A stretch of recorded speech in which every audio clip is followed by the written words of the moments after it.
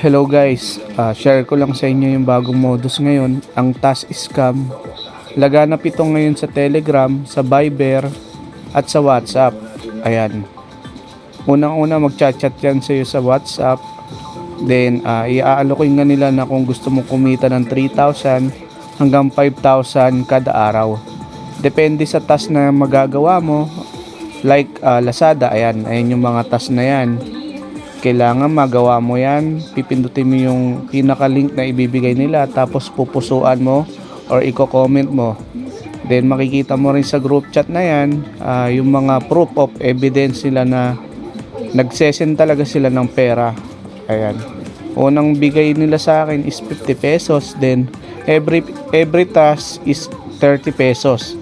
Then isesend lang nila yan kapag nakagawa ka na ng 3 task na sabay-sabay. Ayan. Ganyan kagagaling yung mga scammer na yan. Papakita ka muna nila ng pera. Then kapag kumagat ka, syempre talo ka. Kaya ayun guys, ingat-ingat kayo dyan. Then syempre tayo, alam naman natin yan. Ang hindi lang nila alam, sila yung i-scamin natin. Actually, nakamagkano na rin ako sa kanila ngayong araw. Nihintay ko na lang yung alokin nila ako ng pera. Then saka natin sila mumurahin at huhulihin. Ayun guys. Ayan o. Kala mo napakagaling ng mga yan. Talagang task done. Yung mga ganyang comment pa. Ayan. Pero isang organization lang yan ng mga modus. Kaya guys, huwag kayong kakagat sa mga yan. Makikita nyo yan. Talagang sisilawin nila kayo sa pera. Then syempre,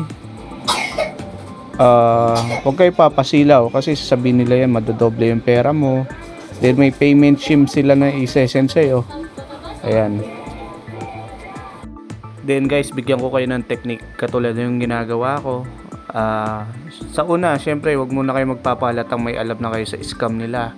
Ang gagawin lang natin guys, sakyan lang muna natin sila. Then i-entertain natin sila. Habang nagbibigay sila ng pera sa atin, syempre, i-take advantage natin yun. Kasi, wala naman tayong perang ilalabas. Unless, kung magpapaloko ka talaga. Ayun, suggestion ko lang yun ha. Kasi ilang beses na ako nakapag-payout dito. Actually, libre yung ulam namin ngayon dahil sa kanila. Then, guys, ayun, lastly, ingat-ingat na lang sa mga ganyan. Marami po ngayon yan sa internet. Then, kung di tayo marunong, talaga maloloko tayo. Please be aware na lang po. Sana po makatulong itong video na ito. Di naman po sa nagmamarunong ako. Based on my experience lang po. Para hindi tayo maloko. Kung manloloko man tayo, sila yung lokohin natin.